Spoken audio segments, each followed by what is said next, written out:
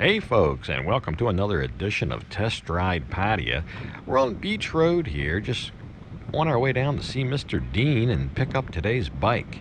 He's got a lot of bikes for rent there, but today I'm going to get one that, not one that necessarily I would have picked, but I got many messages from viewers, subscribers, that said, hey, how about checking out the Honda ADV150? I'm interested in buying one. So I'm going to go give it a test. It's not too much to test there. It's basically a PCX, but there is plenty to talk about. So let's get it all ready here and together. He's got to move it out. I paid 300 baht for a couple 2-3 hours just to rent it. I think it's 500 for the day. It's one of the more expensive scooters you can rent. He's got a phone holder, and there's a USB charger right under your left hand there in the front console, which I didn't use, but it's there. A generous amount of under-seat room, and you'll see they've got these trail-type tires. We'll talk more about this once we get on the road, but this thing's kind of got a little bit of an attitude to it, so I think that's part of the whole deal and spiel here with the thing. But underneath of all that facade, it's basically a Honda PCX. But there's your under the seat room. They say a room for 2 helmets, and he's showing me how to work it and all, so we can get on the road. And there was more gas in it than normal. There was 2 bars of gas, not 1, so that's a big benefit. But I thought it was a pretty color, that Honda Racing Red there. The first thing I noticed as soon as I got on the bike is the display was hard to read. And I've seen some advertisements for these. It looks like they've changed that to a blue screen with white. I don't know if you have one, let me know. But this one seemed like it had a black screen with a, I don't know, little orange tint, copper colored graphics. It was kind of difficult to read. But this thing enjoys going over the bumps. It's got a beefed up suspension, and we'll talk more about that. I believe he was maybe, I think he said 2,000 baht for the week on one of these. This is an expensive scooter. It's almost 100,000 baht. So let's go take a closer look at it. So we got a Honda ADV150 today. A lot of you guys have messaged me and said, hey, do the Honda ADV150, and I guess rightfully so. I did a video on this bike almost a year ago when it first hit the showroom floors, maybe early November. As soon as the Honda dealer had one near me, I went by and did a little video, got the price and all that stuff. I'm going to ride one today. It's not one I really wanted to ride, to be honest, because basically it's a PCX. There's not much to tell you. It's basically a PCX with some other bits and bobs on it. Chunkier tires, stiffer rear suspension. I believe the front suspension is stiffer as well, but it doesn't feel like it. The front suspension takes the bumps really well. The back one, you feel every little bump, but that's by design. But I guess a lot of people are wondering, what really is this thing? And yeah, it's kind of like a PCX, but who's it for? What's the target market, and is it right for you? So let's start out with kind of the elephant in the room, I think. Let's go with the appearance.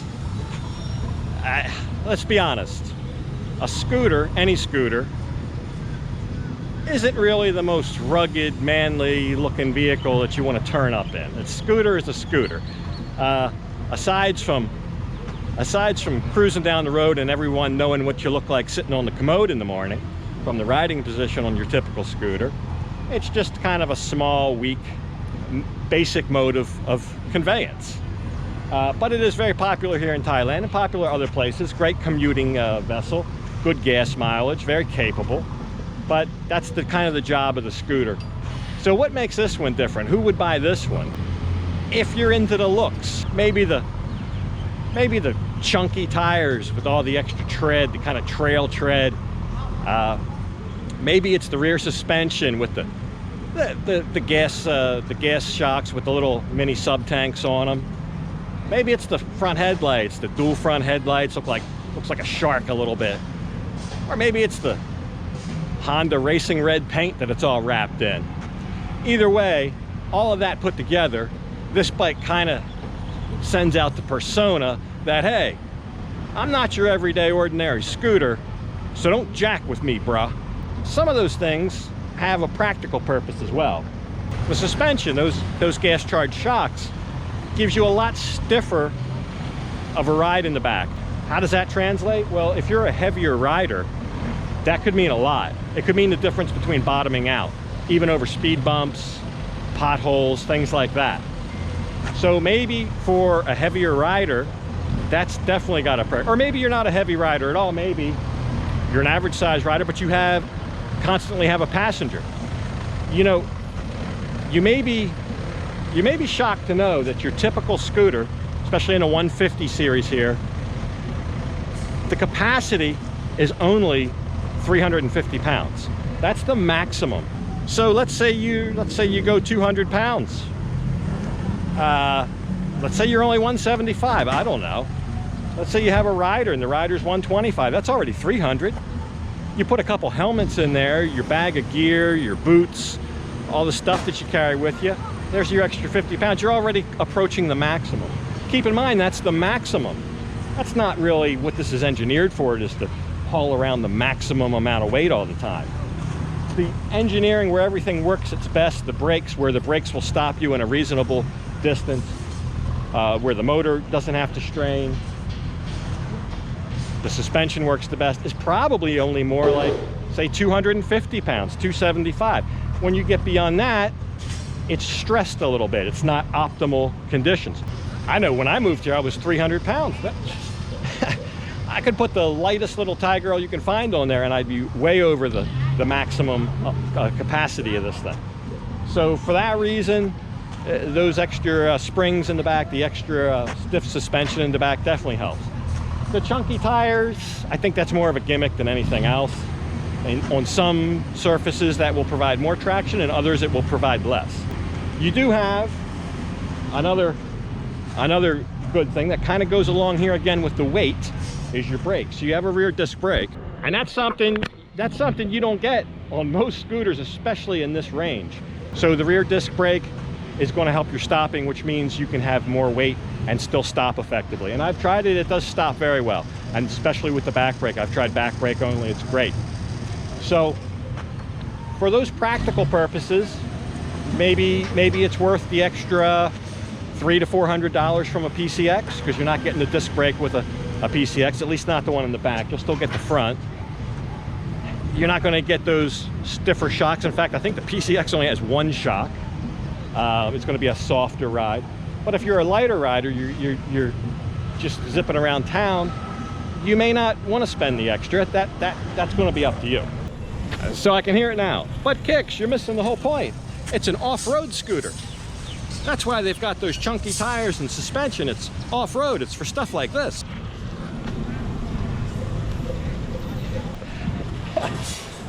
I would say no, it's not. It's not an off-road scooter. To me, there's no such thing. I mean, would I rather take this scooter off-road than a PCX? Yeah, I guess. If I had to go down a dirty, muddy trail, and I had a PCX and I had this, I would choose this. Because it might be marginally better. But that doesn't mean it's an off-road scooter. It doesn't mean it's an off-road anything. I would gleefully pull wheelies on a CRF 250 right past this thing all day while you were wallowing at 5 miles per hour trying to make it through a mud puddle. But that's not a fair comparison. A CRF 250, the bigger, older brother of this, that's not a fair comparison at all. That's a real dirt bike. But I'll tell you what is a fair comparison, and even price-wise, and that's its second cousin, the CT125. So yeah, I showed you these a couple months ago. This is the resurgence of the Honda trail bike. That's what these are made and designed for, trails. You'll notice there's a lot more metal on these than plastic. They're very durable, and they've got all of the things that are going to help you out off-road. You've got spoke wheels, and of course they're larger diameter. That's definitely your friend off-road. And you still got the aggressive trail tread there, and you got a lot of suspension travel, high outlet exhaust. You've got a proper gearbox. That really makes the big difference, and the clutch. So if you're going off-road, I would consider the Honda CT125. So yeah, I'd have that. I'd have a CT125. If I wanted to go off-road, if off-roading was in my repertoire for my scooter, I would have that. Definitely. All day and twice on Sunday. In fact, I'd go as far to say, if you bought a 40,000 baht Honda Wave, spent another 10,000 on some new shocks and tires, you would still have a bike that would run circles around this off-road. It's got a proper transmission. The CVT transmission of this, just that alone spells that this is not an off-road vehicle. It doesn't hold gear. These automatic CVT scooters, all of them, they don't hold gear. You go down a hill, the minute you touch the brakes, it falls like into a neutral. To get it to hold a gear, you got to rev the throttle and then jerk it forward, and then it might hold gear. It might decide it wants to go down into a low range, but they're terrible. To try to navigate hills with these automatics, downhill, uphill's okay, but downhill, the thing's like a runaway bike, where a bike with a proper transmission, like a CT125, like even a Honda Wave, the example I gave, you can put that in first gear, second gear, whatever, it's going to hold it all the way downhill. You might have to tap your brakes occasionally. Bikes like this, you're going to be riding the brakes the whole way, which is why when you go to the islands, Koh Chang, Koh Lan, Koh Samet, every one of the scooters you rent, the brakes are half wore out because they all have hills, and that's what people do. They have to ride the brakes the whole way down the hill, front and back brakes, and they just eat them up. They eat up the brakes because they're not good for that. And for that reason, kind of alone. Now, I do mildly appreciate the larger front tire, a 14-inch tire, and the 13-inch back tire. In the spirit of being an off-road bike, I mildly appreciate that. No spoke wheels, though. Another dead giveaway, it's not an off-road vehicle. Off-road bikes would have spoke wheels. So make no mistake about it, it's got nothing to do with off-road, even though I think it tries to present that kind of, I'm an off-road bike look and appeal. Let's be honest, it's not it. What it is a decent around-town scooter that probably is suited best for heavier riders or for people carrying a passenger or a load. If you're going to have weight on it, I would definitely recommend this over the PCX. I think the extra $300-400, couple hundred quid, whatever it's going to be where you live, I think that would be worth it. So here I think it comes out to about 10,000-12,000 baht for this model as opposed to a PCX. A PCX is about 80, and the last time I checked, I got a price of 91 on one, I got a price of 93 on one. So it's going to be about that. Do your best deal, you might be able to get it less. But somewhere around 10, 11, 12,000 baht more than a PCX. And they do come in other colors other than red, but I'm gonna go get it up to speed just because reasons.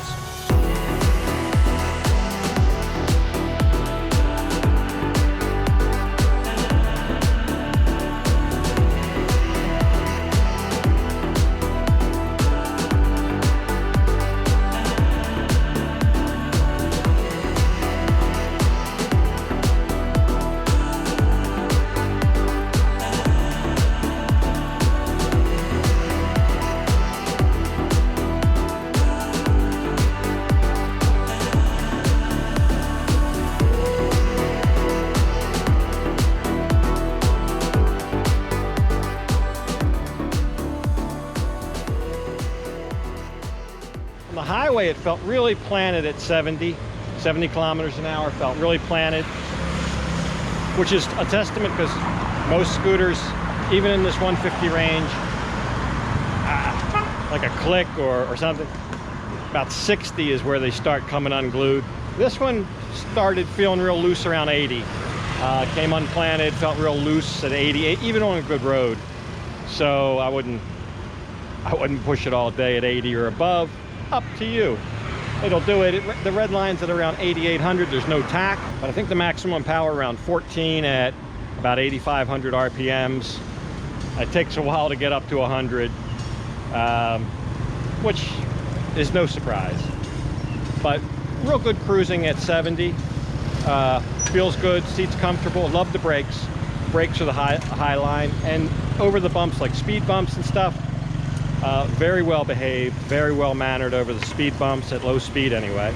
at normal speed, I should say. I wouldn't go racing over them, but much better than just about anything in the class. So for those reasons, if I was going to buy an around the town little scoot and had extra money, because it is a money thing, I'd consider it. But the bumps are going to be better, the brakes are better. I think it's a little bit safer. But it's more money, so you decide. You decide. ครับโอ้โหไปอยู่ไปดูอะไรมา 30. Oh. Where you die? Yeah, Mr. Dean had a little chuckle because I brought it back muddy. Hey, but I had to test it, right? But at any rate, the bike did have ABS. I mean, for that money, roughly 95,000 baht, around 3,000 US dollars, you do get ABS. You get the beefed up suspension. It's if you have the money to spend over the PCX, especially if you're heavier, it's probably the one to get. So I hope that answers the questions for everybody who was thinking about buying one. I don't have anything bad to say about it. It did everything it's supposed to do, and I think it's got its benefits, which I just outlined. So at any rate, that'll do it for this edition of Test Ride Pattaya. Next time I'm going to get something bigger. We're going to get a real bike, but that'll be next time. I'm going to go ahead and leave this episode off here, and as usual, I'll thank you for watching, and until next time, bye for now.